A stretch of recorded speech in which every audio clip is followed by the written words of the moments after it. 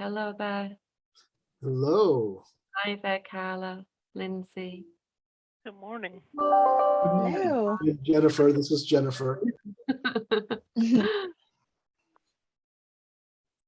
Steve's joining us as well. Oh, Jen, you changed your name. Wonderful.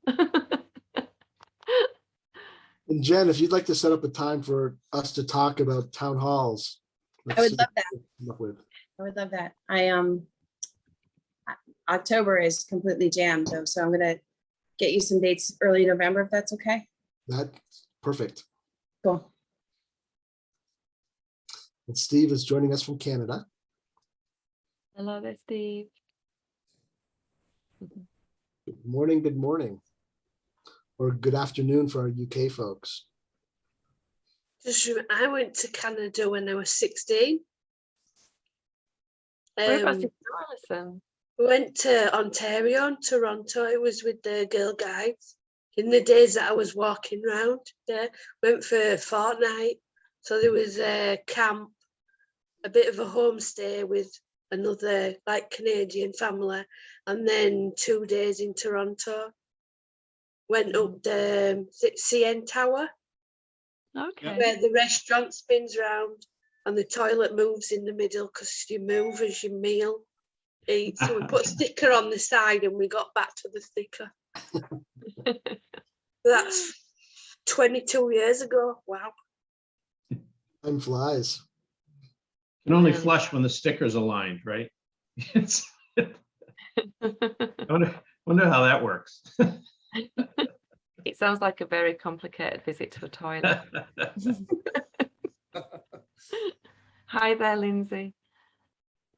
Hello. So just so you're all aware, we started recording the session just before you came in as well. So just hope you're all okay with that. If anybody isn't okay with that, if you could let us know. Otherwise, we'll keep that record button pressed. Molly's with us as well, so I'll just explain because you can't see Molly apart from her still picture. That is Molly in the still picture. It's not a made-up image. Molly's going to be capturing a graphic. Do you want to quickly pop on and say hi and who you are?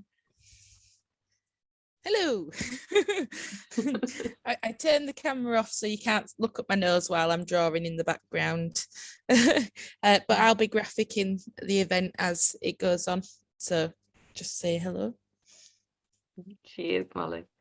So at certain stages as we go through the conversation and start to gather his thoughts and Molly will be capturing ideas and thoughts and contributions. So we'll just keep checking in and Molly can share her screen to show what she's captured within the graphics. So we'll be using something called the Muriel board as a way of capturing ideas as well, but then we'll also have Molly's graphics. So yeah. Bob, you want me to post that link? Oh, you know what? I've got it already in chat. I just need to hit. Oh, send. you got it there. Okay. Good deal. So there's the mural link for today's mural board. Oh, it's Mural. I've been calling it Muriel. It needed a better name anyway, more personal.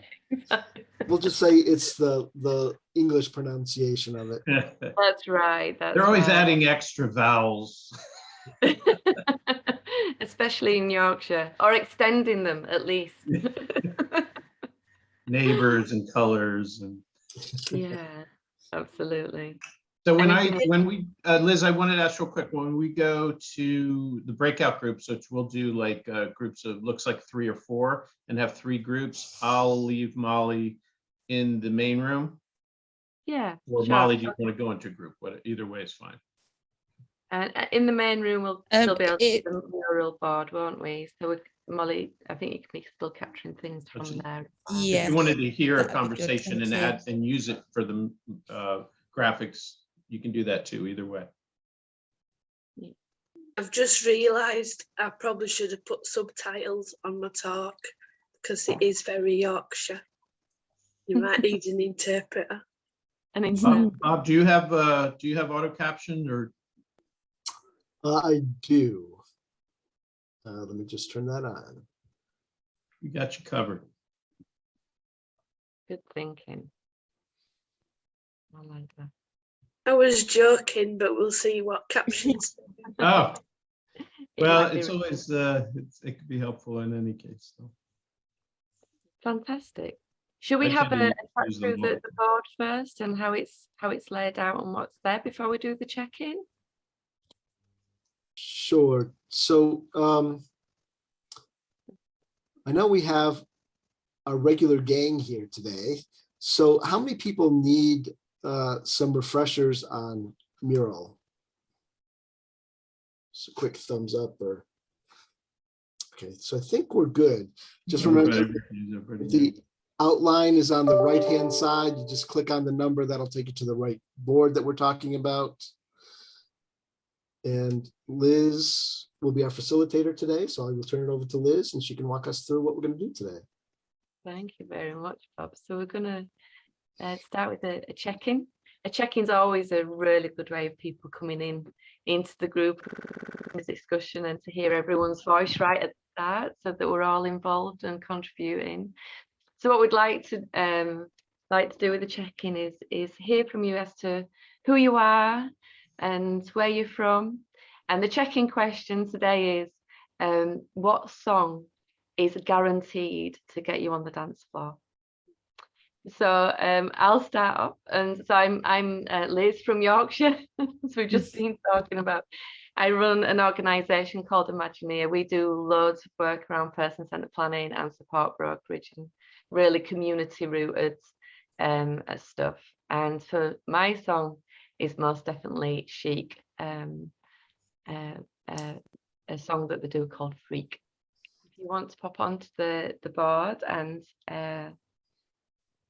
put your answer to the check-in question there, but it'd be good just to open up and for people to come in and talk as well. So who'd like to go first? Was that you, Alison? Yeah, fabulous. So I'm Alison Schofield and I run the social enterprise disability roadmap.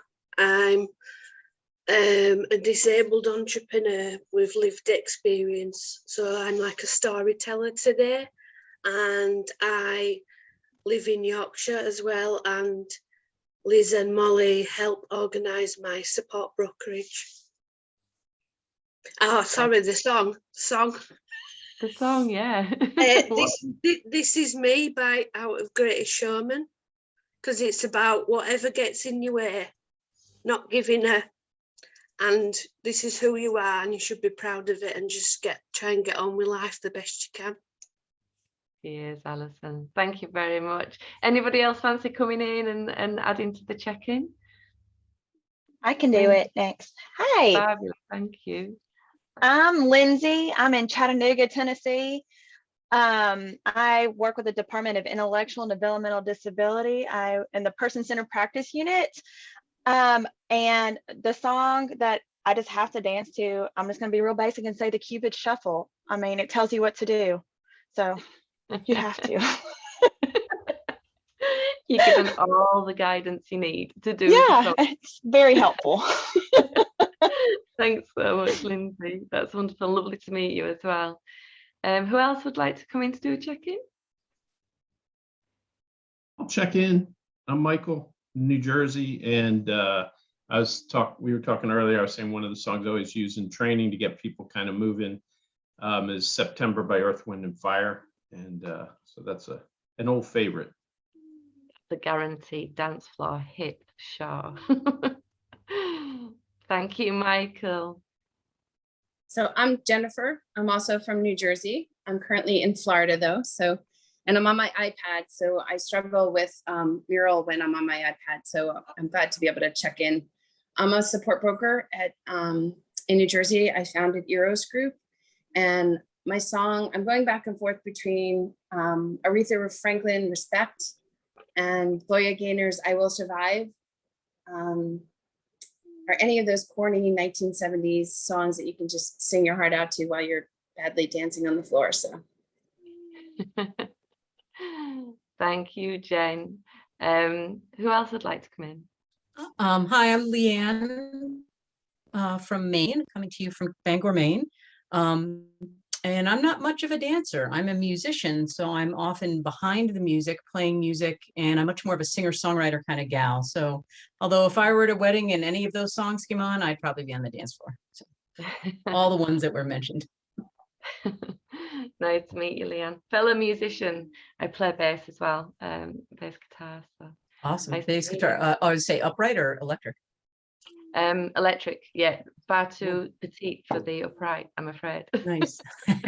Oh, I had a roommate in college who was 5'6" or 7" and 120 pounds soaking wet, and she was an upright bass player. Striking woman too. Seeing her walking down the streets in New York City with her bass, it was something. Yeah, I can imagine. I can imagine. Nice to meet you, Michael. I think Michael and Laurie's just joined us, I believe. Is that right? We're just doing the check-in round. So we're doing a check-in round on who we are and where we're dialing in from. And the check-in question is, what song is guaranteed to make you dance? Or at least if it isn't dance, tap your foot a little bit. So, Lori did check in the chat. Yeah, good morning. Yeah. I'm home with my son today and we're working on a school project. So I'm mostly going to listen. By school project, she means a puzzle. A puzzle of the states because he's studying the states right now. So we're going to try to learn where they are. We got a lot of states here. Yeah. So I'm from Maine. I work with Leanne at KFI, and my song that will get me on the dance floor every time is First Song Dancer by a band called Della Mae. Oh, I will have to check that one out. They are That's awesome. amazing. They are just, every song, their new album is spectacular. Aha. And I know what I'll be listening to tonight. I'm Bob from Denver, Colorado, and I work with Michael Small at Support Development Associates. I'm a partner there. And one song that's guaranteed to get me up is an oldie but goodie from Miami Sound Machine, Conga. Just get your foot tapping and just starts from there and you just can't stop. Oh, and it's great when you've got one of those songs that you only have to think about the song and you get that sense of wanting to dance to it. Yeah. It sounds like it's one of those, definitely. Steve, we've not heard from you yet. Would you like to come in and check in? Sure, I'm Steve from Windsor, Ontario, Canada. And the song that I like is from Foreigner, Urgent. That gets you going, Urgent. Uh-huh. I'm feeling a Spotify playlist coming on completely. So Michael, would you like to check in with us? Are you there? That's Michael Small you're asking. Yeah. Have we got two Michaels? We do. Yes. Oh, there we are. Yes. Wonderful. So I'm Michael Small, and I'm a partner with Support Development Associates. Live in Annapolis, Maryland, with 4 dogs and 3 boats. And I think I would join Bob with his playlist. Okay. Fantastic. Wonderful. Glad you could join us today, Michael, and lovely to meet you as well.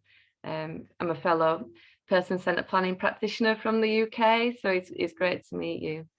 So has everyone checked in? I have not checked out.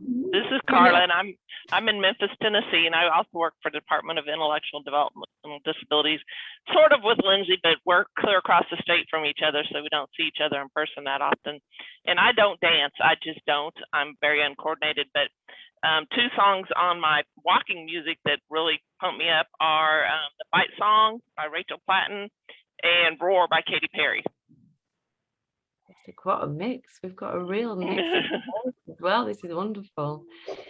Okay, well, lovely to meet you all, and I believe we've all checked in now, so it'd be great to now hand over to Alison. Alison has a story to share to get us started with today's session and today's thinking and considerations. And Alison's story is very much around language, you know, when we're supported in a way that really makes sense, that's really person-centered. What does that feel like, and what words do we hear within the narrative of the conversations? And when it isn't, equally, what do we hear, and what does that feel like? So Alison, I'm going to hand over to you now. Are you okay there with the share screen and to? Thank you, Liz. Thank you. And Allison, just make sure you hit optimized video so people can. Yeah, I did. If anybody can't see it, or when it gets to the sound, can't hear the sound, just let me know, please.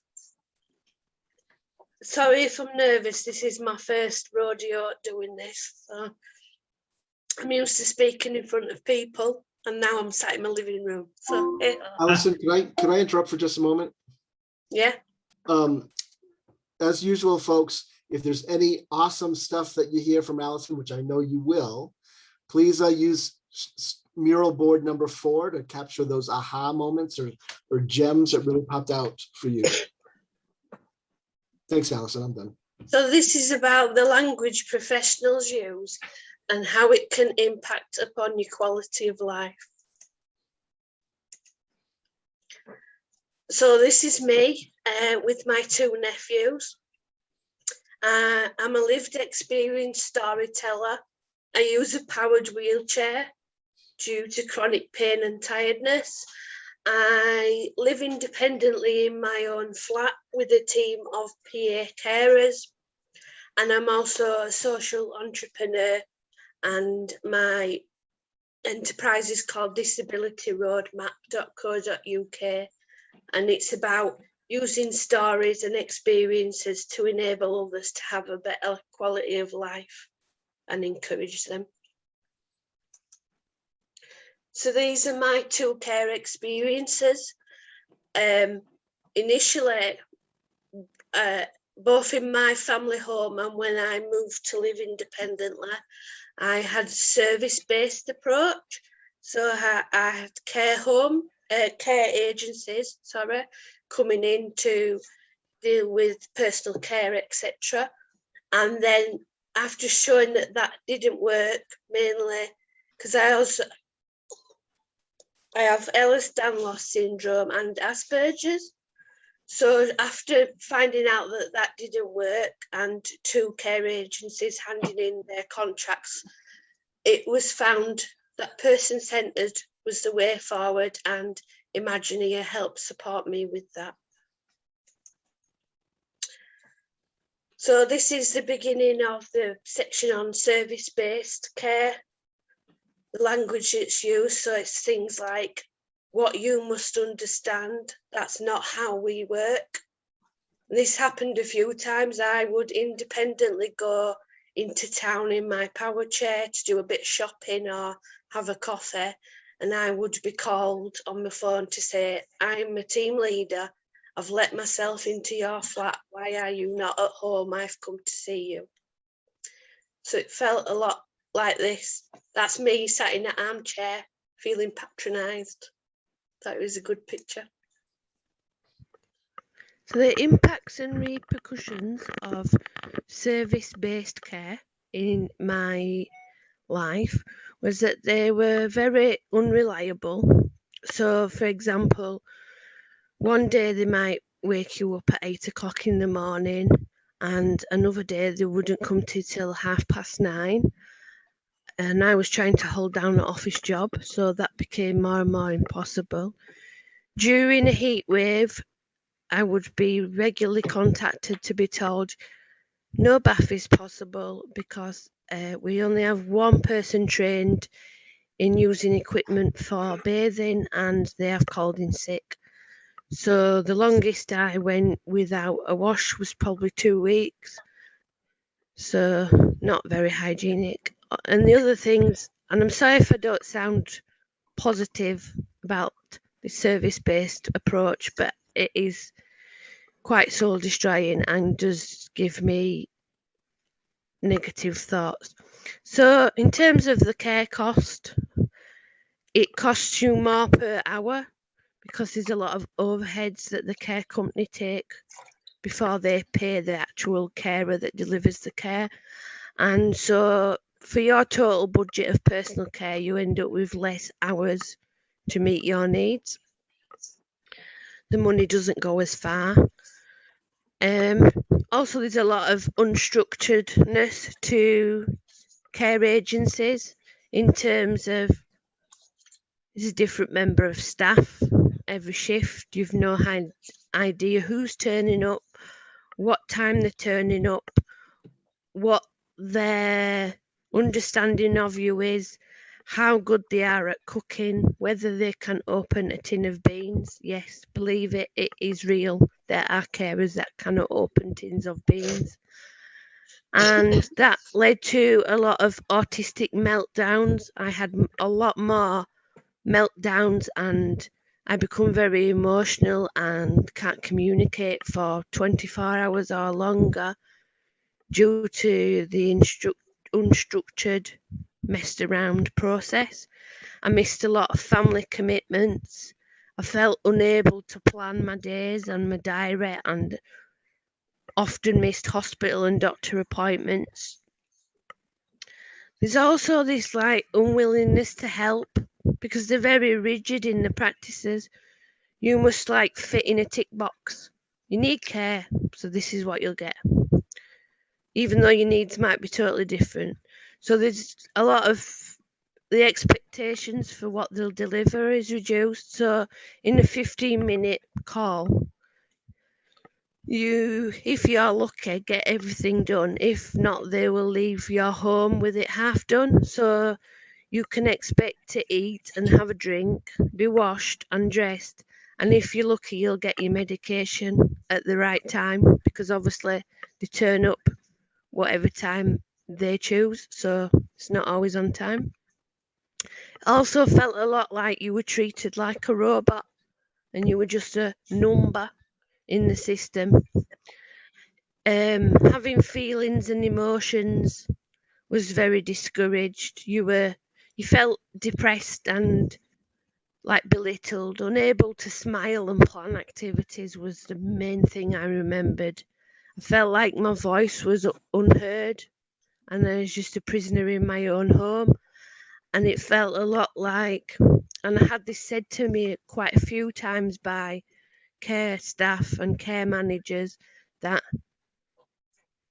you require care, we're providing that service, just be grateful that you're getting it, even though it didn't meet my human rights, my needs as a young adult. So yes, that's why one process for care does not meet all. We don't all need the exact same things. And that's why when I talk about person-centered care and flexibility, you'll see the massive difference in both my demeanour, the things I was able to achieve, because I wasn't just stuck at home in an armchair waiting to see what and if they would turn up to help me. So now we're moving on to person-centered. This is about using language that is more open and not as restrictive.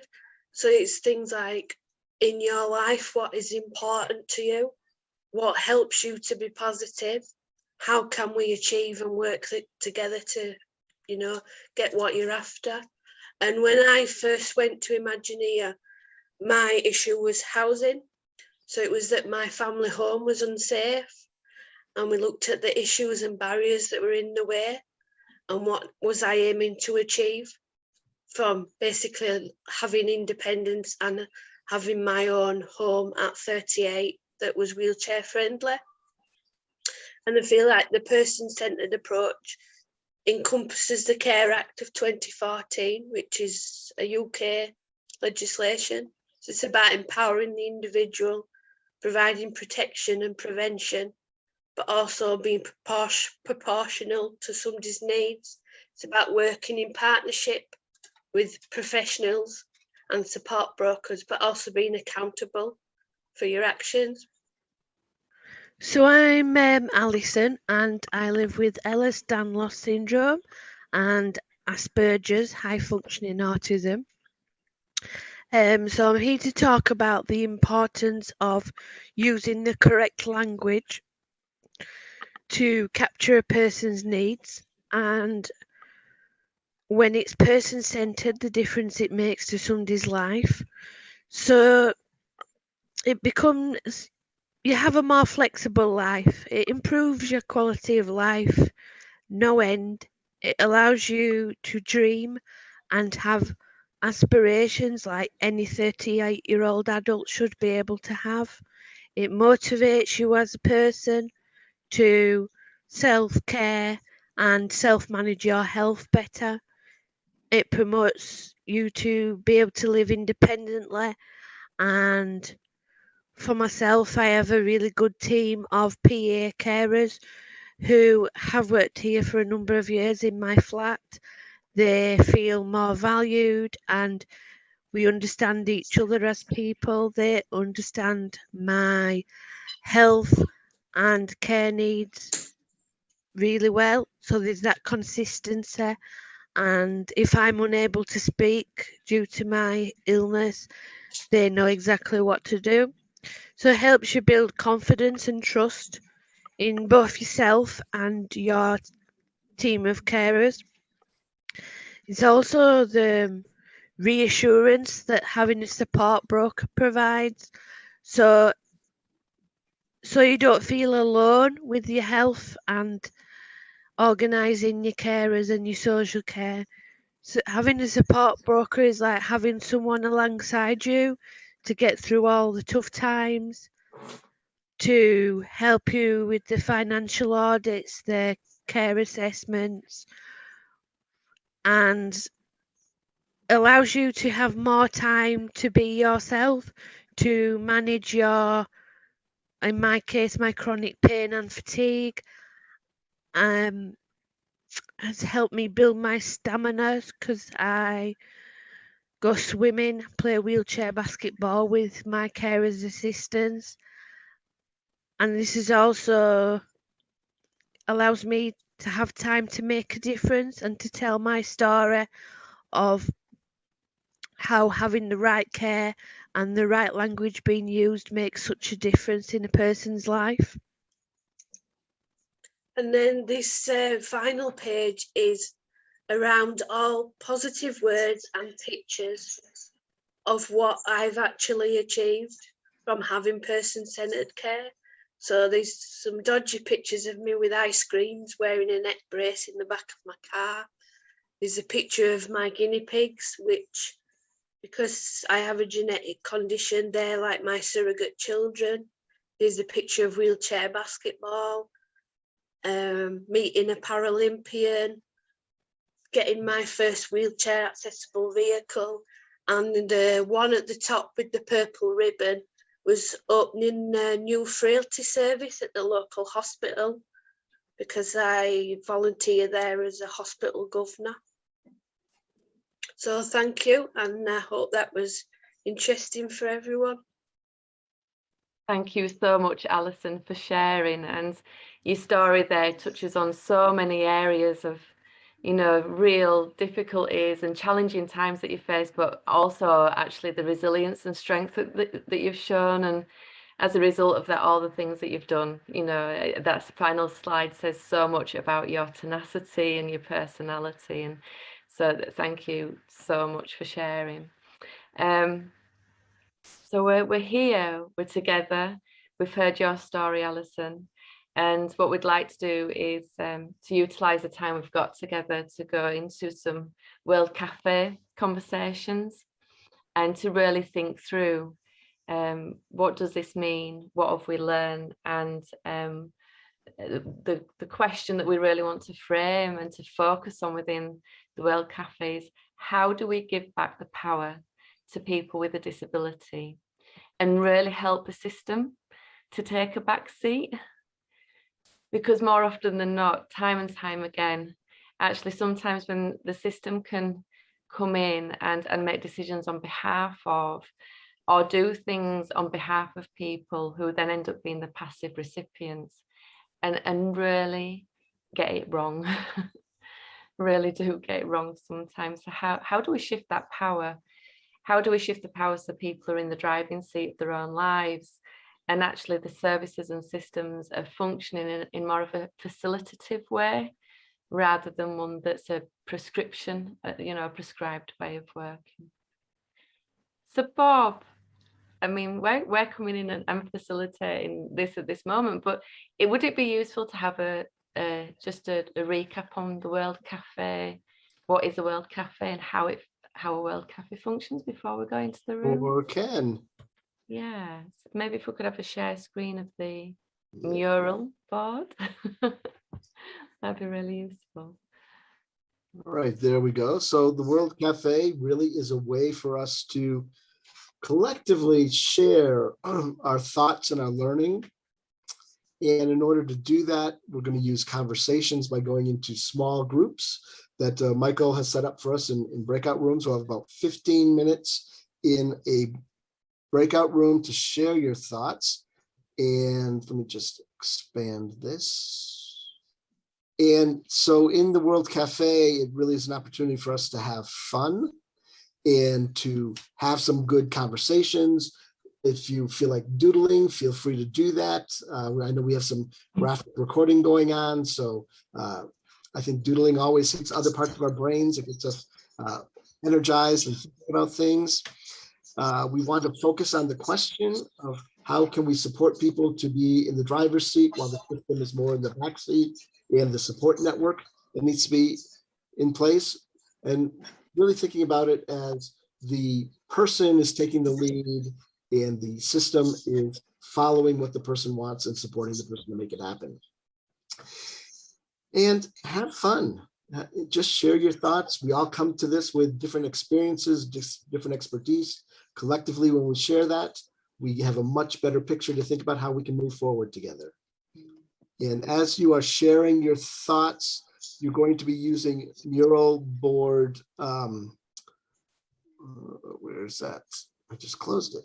We'll be using mural board 6, I think, which is the first conversation. And if there are thoughts from your group, we really want to think about the top 3 things that you want to share with the rest of the group. You can use your Post-its, which are on the left side of the screen, and post those on the first conversation nuggets, and then we'll do a debrief when we come back. Fantastic. And it is 6. Yeah, I've just had a check of the menu there, and it's definitely 6. So that's wonderful. So breakout room, the sign to say you're being sent into a breakout room will be coming up on your screen soon. The breakout room will be for 15 minutes, and then we'll come back together and harvest our thoughts for 10 minutes. And I think that will be a good time to do a recap onto the graphic facilitation as well. So we'll see you all soon. All right, here we go. All right. Let me bring these breakout group names up. Maybe we can, maybe we'll just go 1, 2, 3. I think room 1 was, oh, I guess that was me. Right, no, that wasn't me. That was Bob, Carla, Liz, and Steve. Did we have someone reporting back some key? We didn't select anybody. Would someone like to be a reporter out? Just talk about our Post-its. Come up with a screen. Steve or Carla, would you be happy to go through them? I can. Yeah. You had a lot of talk about making sure we use the language, because language gives power, and we have to listen. We have to listen to hear, not just to respond. We need to respect the true needs and desires of people. Nothing about me without me. We want to create those opportunities. And let's not talk about what's available, what's possible. That's one that really hit home with me. Creating a place where you're connected with others, the norm effect, and being able to point each other out when we slip, because sometimes we all do slip back into those old ways or old language. Anything else? Anything?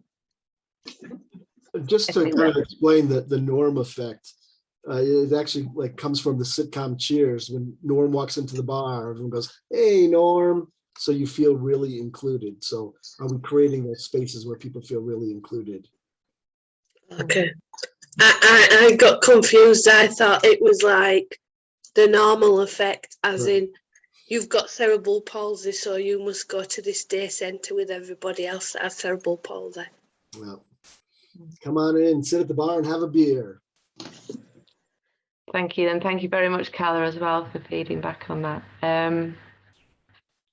Michael, should we go to the other breakout room and get some feedback?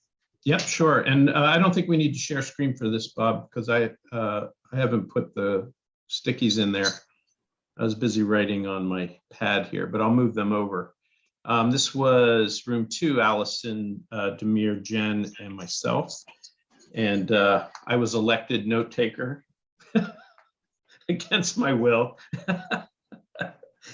So we talked about a few things. I think one of the nice things about the conversations which I think is representative of this question, kind of globally, is we have to talk about it at both the kind of immediate and personal level when it comes to being a supporter, but also can never stop talking about the more global or systemic, kind of issues that disempower people. So we had some kind of conversations where Allison shared about just, experiences in hospital where, you'll have, kind of teams or experts that will kind of walk away from you and have the conversations without you.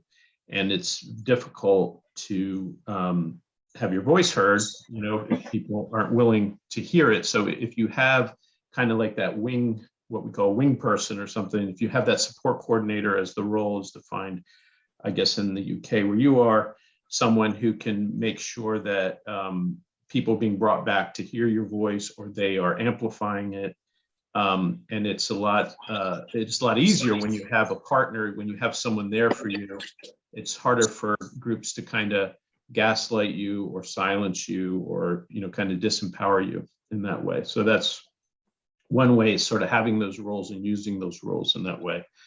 And then in terms of some of the bigger kind of structural things, I think one of the things, like, Jen was talking about, getting in trouble. And I think part of it is that systems have a way of, kind of taking people who might otherwise walk into a role on the right side of this, this paradigm shift, on the just side of this paradigm shift, meaning person-centered supports, and kind of force you to kind of act in a way or pigeonhole you in a way where you can't really advocate, for the person-centered supports that you want, or you can try but get in trouble. But that spoke to a broader conversation of, if you really, there's lots of ways that we can feel good about our work and go about working in the disability world and really be on the wrong side of things, all the while patting ourselves on the back.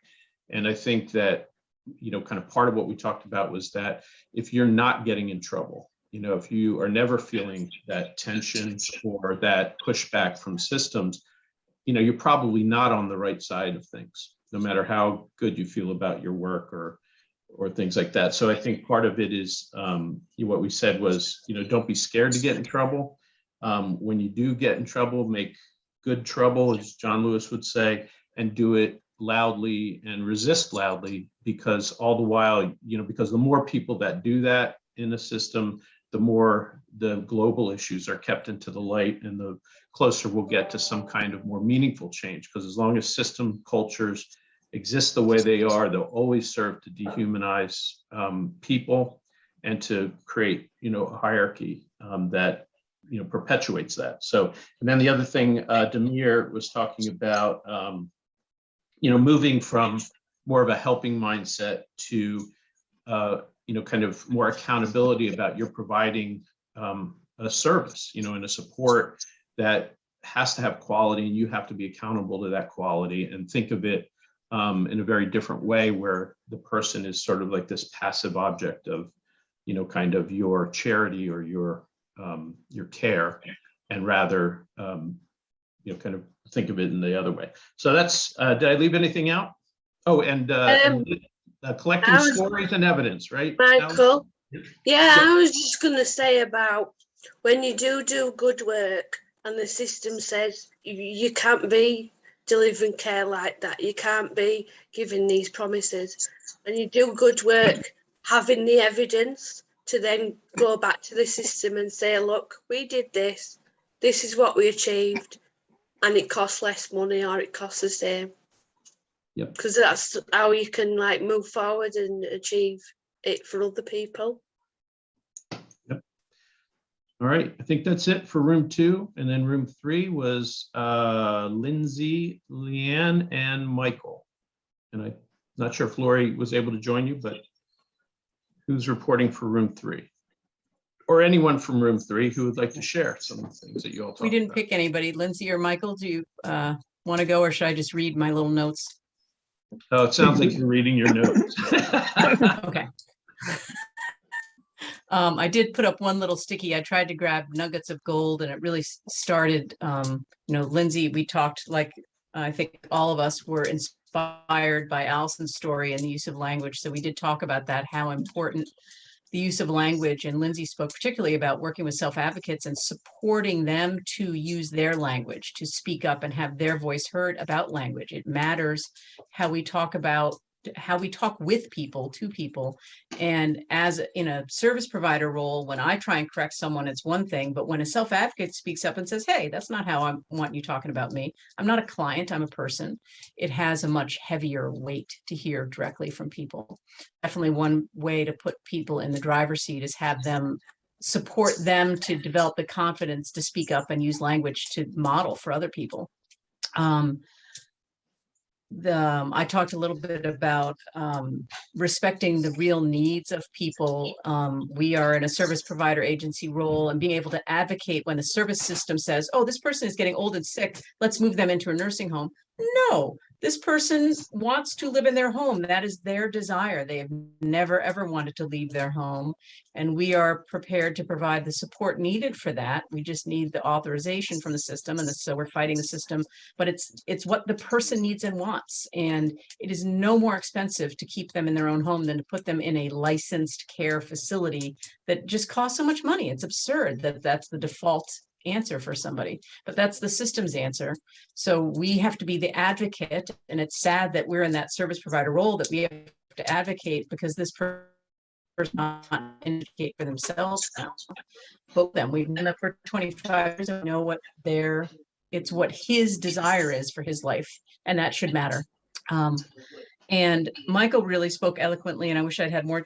I could have had more time to hear from Michael about his thoughts on that change requires pressure, and that the pressure must exceed the resistance. And so that's a tricky balance, right? When you're in a system full of pressures and full of that resist change.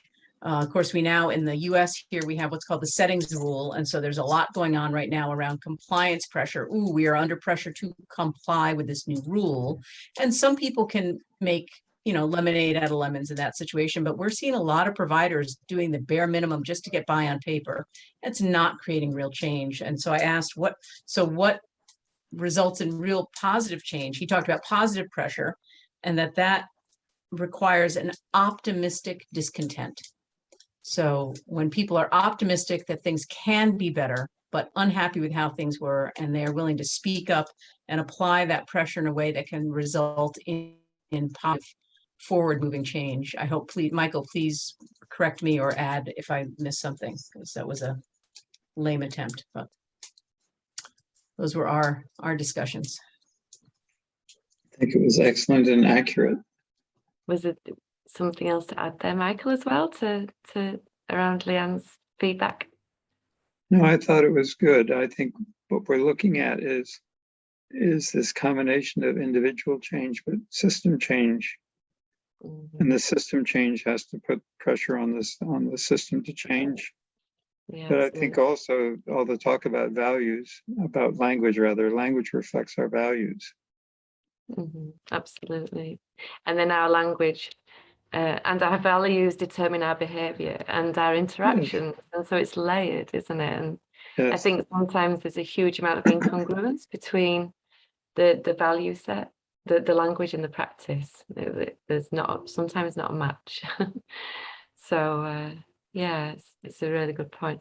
We sometimes use something called the force field analysis as a way of really identifying, this is our purpose for change, this is our intention, and what forces of change do we have, and how strong are they, and what forces of resistance do we have, and how strong are they? And so by being able to recognize that, how much is that change going to shift? How much are we going to see progress there?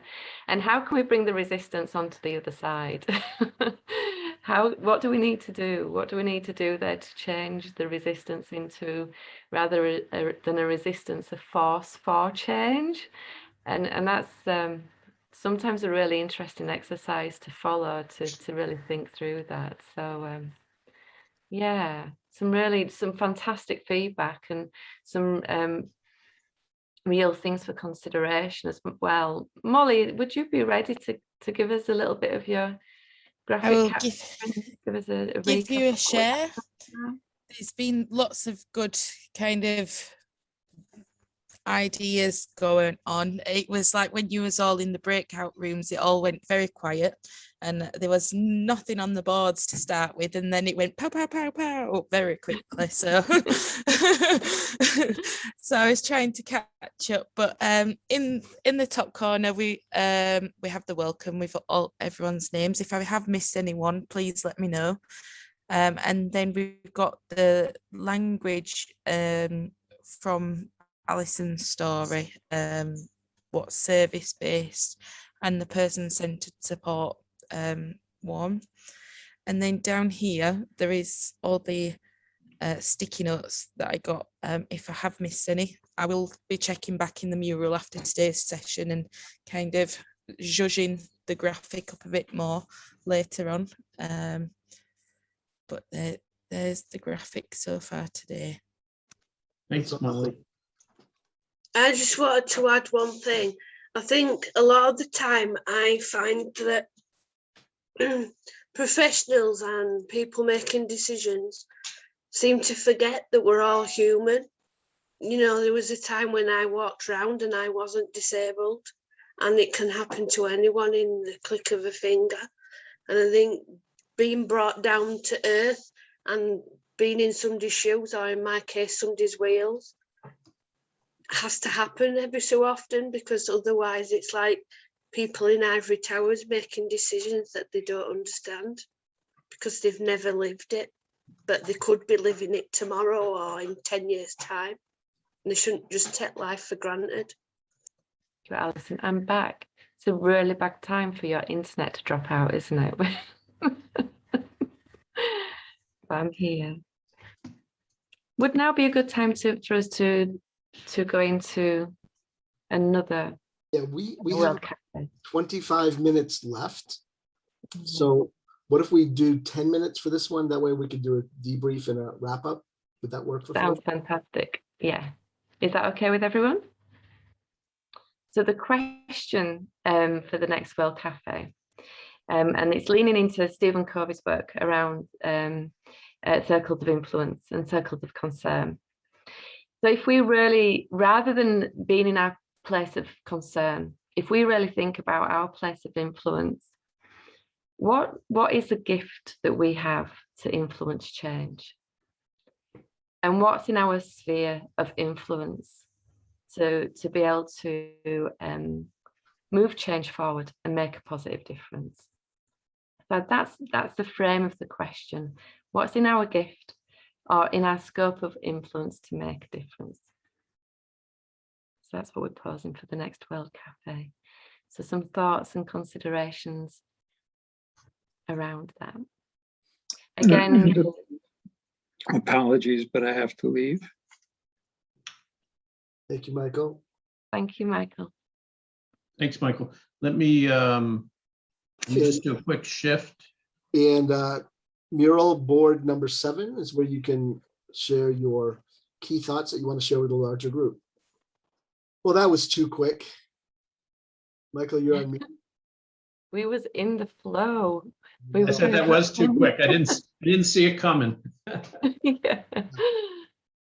Okay, fantastic. So this is our last harvest before we bring the session to a close. So it'd be great, maybe like 2 or 3 minutes per group. What were the really strong messages that came through in the last conversation that we had, and what was telling with regards to the gifts that we have or the influence that we have that we can bring to influence change.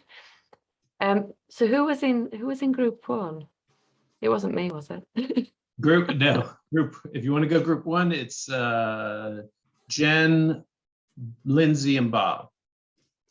Fantastic. So from your group, was there anybody that took the mantle of saying that you do the feedback? Time went too quick for us to do that, but would someone like to do the sharing? I have it up on the screen. Yeah, that would be fantastic. Lindsay, are you up for that? I guess so. Yeah. Since Bob already put it on the screen, I'll just go with that. But we were talking about persistence and being bold. And I think those are both really good qualities to have. And once again, being okay with being in trouble. And I was happy to hear more behind that. Jen was explaining that a little bit more in detail on what that means. And then I believe this is our post-it note as well, be able to be non-judgmental about needing to make corrections. You know, if you are, it's okay to be in trouble as long as you do make the corrections. And Jen did have more details behind that. And I don't know if I can do that justice on her explanation, but just being okay with making changes. So if somebody does point out a fault or like, hey, you were wrong, this isn't correct, you know, being okay with making those adjustments. And also having that non-judgmental piece coming from the system response as well. Mm-hmm. That the system says, oh yeah, maybe we do need to make some changes.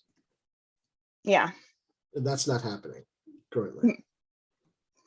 So that recognition, that actual level of intelligence around what we're doing, how we're doing things, what do we need to change, and let's be open about that. Yeah, absolutely. Thank you so much, Lindsay. Jen, was there anything else that you wanted to add into Lindsay's feedback there? Was that good? Yeah, that was perfect. That was perfect. Fantastic. Thank you so much. So let's hear from room two. Let's harvest some thoughts and main points that came from room two. Yeah, I think that's us. We talked about privilege, and we talked about, well, the fact that we're white privilege. People tend to listen to us, whether that's a good thing or a bad thing. So that came up as something that can cause change.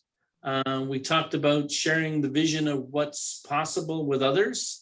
So it's very important in order to cause change that you've got to have a vision of where you're going and what's possible, and that can cause change. Training and helping others, training staff, putting teams together that can cause influence and can cause change is very important. And then encouraging people, one of the things that was said was encouraging people to think outside the box, which is very important too. And people enjoying what they are doing was important too. Yeah, fantastic, great. And have we got that captured somewhere, Steve? I know that there's some things there on the second conversation goals. It's in the yellow sticker there.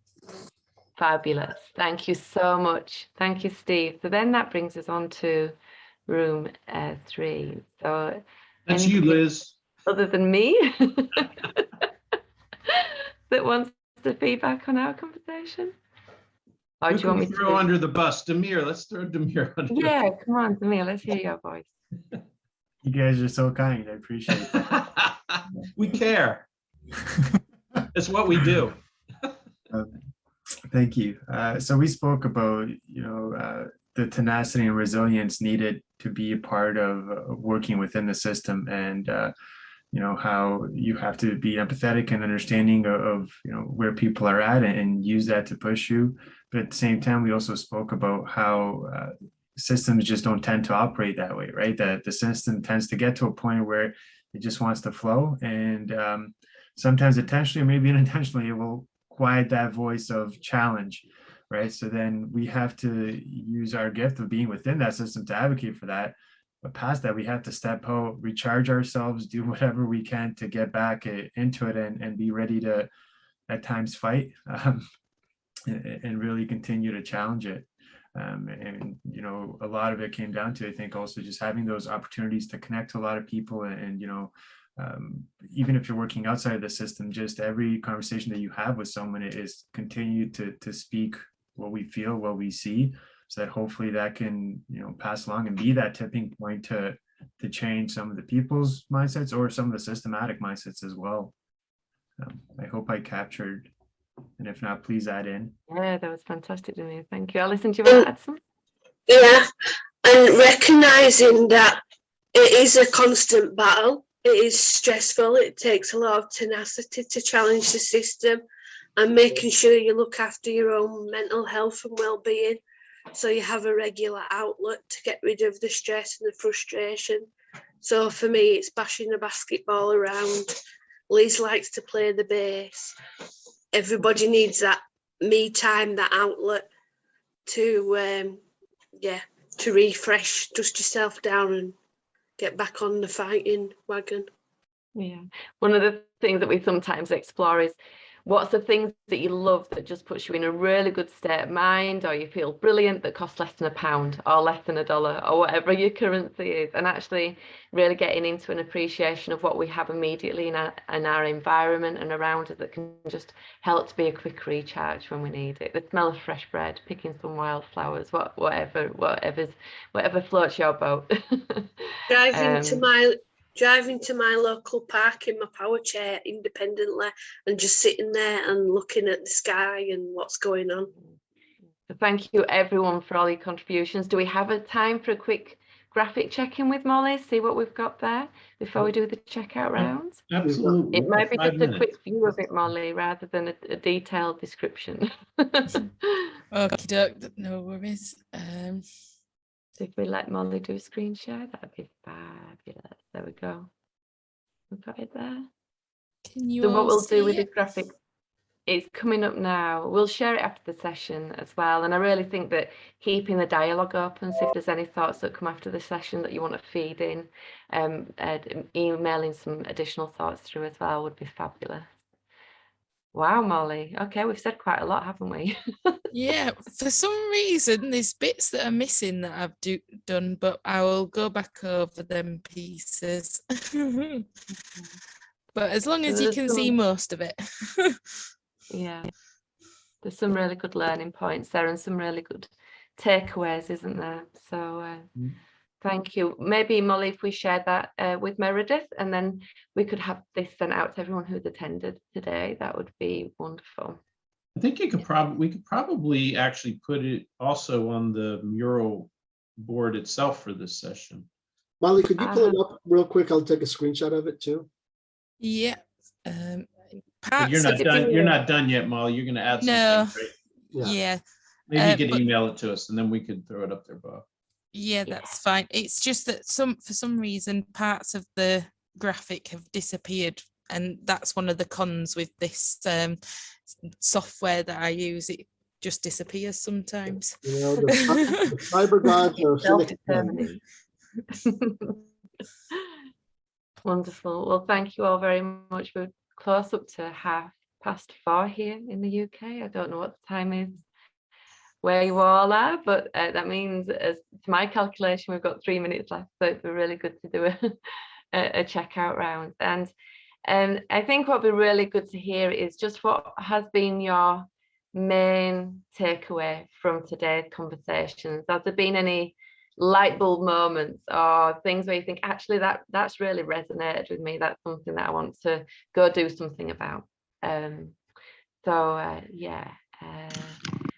So who'd like to just kind of go for it and go first? I will say, oh, sorry, go ahead.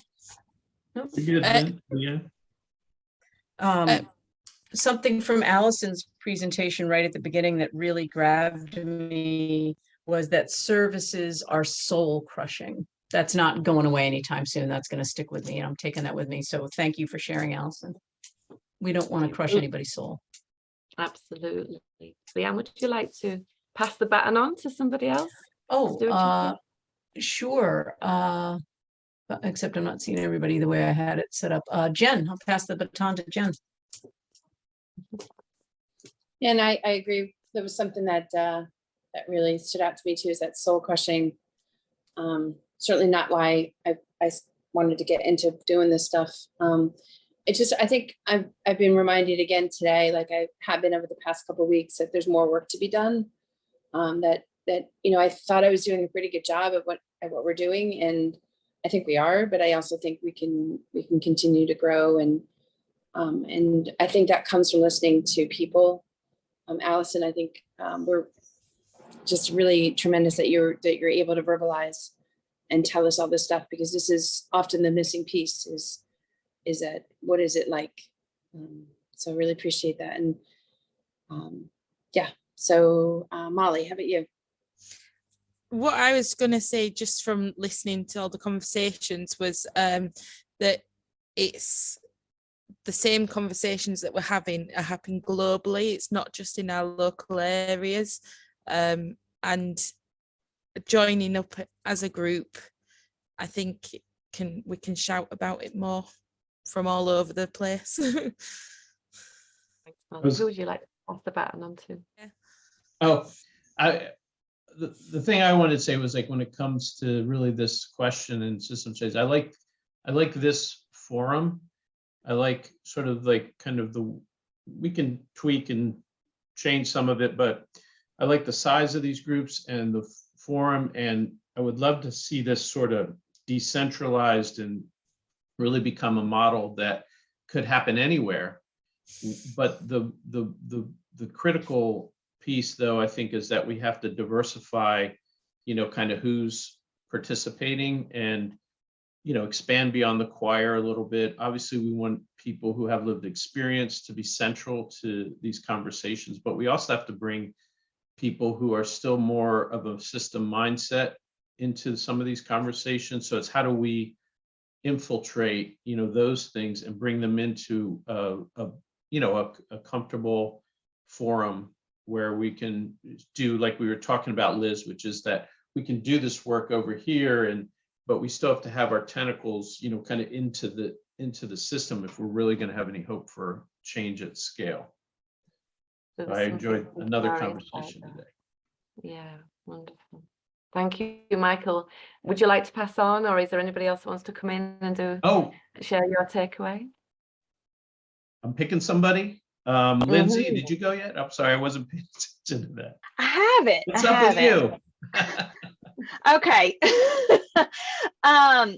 Well, I was also going to go with Allison's presentation, but instead of the service model, I was going the other way, and how her outlook on life became so much more positive. And I enjoyed that. My previous life, as I call it, I used to be a support broker. And so that's kind of interesting. Yeah. So, and it's so wonderful to meet people that have come from what it used to be like to have that. Really, you're directing your own services and you get to do what you want to do. And it's just amazing just to see the difference it makes in people's lives. And so, and I loved your presentation. I don't even know how you put your own video in the PowerPoint. So, so that was just amazing overall. It was amazing. Thank you, Lindsay. Should I pick somebody? Would you like to pass the baton on to somebody? Yes, I do want to pick somebody. Go for that. Let's see. I'm going to try to say your name. Demir. Thank you. That was good. Appreciate it. Also, along with that, Allison, one of the things that you mentioned in our breakaway group was that, you know, cost-wise, it was the same thing, but with the approach changing, it's such a different, you know, life for you. And I think that's a big takeaway for me, is that a lot of people tend to have at times that perspective of, well, it's just going to be ridiculous. Who knows what they're thinking, right? But really, when you just change your mindset, you know, it doesn't take too much more from our end, and the result for people that we support, it seems like a huge difference, right? So thank you for sharing everything with us today. I appreciate it. One of the biggest learnings we've had over here in the UK is that when stories are shared that have that really clear message that it's not about the level of resource, it's about the quality of life, And sometimes what local areas have done and strategic leads have done is they've heard the stories, and then they've come into this saying, right, how can we do this to save more money? And it falls apart. Whereas coming into this with regards to, let's have some narrative, let's have some dialogue about what life means and what really matters to people, and then let's work together and be curious about how to make that happen. One of the byproducts of that is sometimes it doesn't cost quite as much, but your starting point always has to be around what life makes sense rather than how do we save money. And I think that's a really, really important thing to have the focus on. So thank you, Demi. We've not heard from Laura yet. We've not heard from Steve. Would you like to pass on to either one of those? I'll pick on Lori this time. Last time I picked on Steve. Thanks, Demir.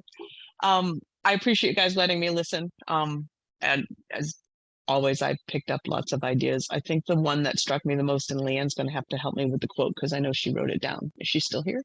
She just left. Leanne just said it was the Michael Smell quote. It was the pressure comes from optimistic discontent, I think, something like that.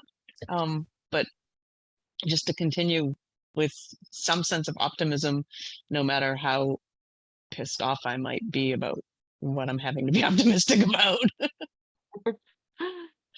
Thank you, Laurie. That's great. And I think it must be Steve is last. Yeah. I'm last. So my whole thing is our language reflects our values, and does it match? And I think, you know, when you look at the presentation, Allison, you mentioned about respectful language, how that improved your quality of life. It motivated you. You were able to dream. I mean, that's what we all should be doing, right? That's the way service should have an impact. And I think that is the values that we are supposed to be espousing when we talk about services, that we want to make a difference in a person's life. And I really appreciate that, because you were able to show the two sides of what service should be. And I think that's the empowerment that I see in your life. And I really respect exactly what you said. Thank you, Steve. And Bob, I don't think you've had the takeaway yet. A couple of things. Following up on Lori, the whole concept of pressure needs to be positive pressure that create that optimism, optimistic discontent, rather than compliance pressure. And I think a lot of what we've been looking at over this is that the system focuses on compliance pressure. And that doesn't really get us anywhere. The positive pressure, why we do what we do and why we've been coming to these sessions, has been really to get ideas to think about how to move things forward and keep that optimism going. And what Michael said, I wanted to really align with that too, because I think we are a group of people that have been getting into good trouble. And we are missing the people who need to figure out how and what good trouble is. And I was kind of thinking, if this continued, it may be helpful to have like invite a buddy to the next session, where it's somebody who's on the other side of the fence that can come and hear this stuff and be part of the conversations, to kind of spread the good trouble, to think about how we can increase our influence and spread that. And these sessions have been very good to get that going. Now we need to go to the next step to think about bringing the other folks in to move beyond that compliance pressure. Yeah, absolutely. Couldn't agree more. To build the momentum, keep the conversation going, but have more people involved in that as well. Allison? Last word from Allison. Sorry, I've been getting a bit choked up listening, and I've never been a person that takes compliments, so I'm, yeah, a bit overwhelmed. But I've got from it that the whole system and red tape and barriers and not thinking outside the box, because I just to answer Lindsay's thing, I did a master's degree in computers before I got ill, so I used Canva and I threw that all together in one morning on my first attempt. But there was some videos where my mouth was moving and no sound was coming out, so that was a bit concerning. So it's negative to know that it's not just the UK that's got them barriers and red tape, but I feel like we're moving forwards in questioning the status quo. and doing it in the right ways. And it's only through stories like myself that anything will change, because I know for myself, if I'd have stayed in the service-based model, I would probably be 6 feet under or in a care home, and that's not an overreaction. And I know I'm lucky to be in the place that I am, but then I also have the fear that that could be taken away. Yeah, so thank you for listening, and hope it gives you some good ideas for moving forward. Thank you for being brave enough to share. Yes, thank you for sharing. Thank you all for showing up. Everyone. Wonderful. So this has been our final session. We're going to miss the Wicked Wednesdays. Hopefully we'll get around to. I'm sorry, We're Liz. doing a debrief and try and figure out how and when for what's next. What's next? I'm sure as from them conversations we'll be letting everyone know what that is and what that looks like, and so I'm sure kind of have the opportunity for you to feed into what that looks like for you as well, so what would make sense for everybody that's contributed so far. So maybe if thank you Michaela's not all. planning it already, Liz, I was going to say maybe like just some kind of short, easy survey out to all the participants all over to get some feedback. Yeah, absolutely. Thank you all very much. Yeah, keep staying well, and we'll be in contact again hopefully soon. Yes. Thank you. Well done.